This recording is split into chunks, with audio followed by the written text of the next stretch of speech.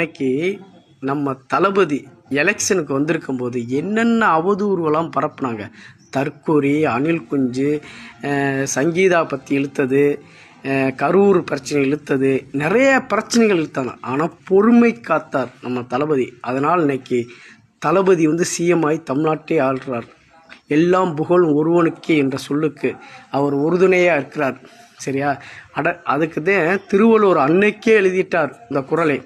அடக்கம் அமருள் உயிக்கும், அடங்காமை ஆருள் உயித்து விடும். அடக்கம் என்பது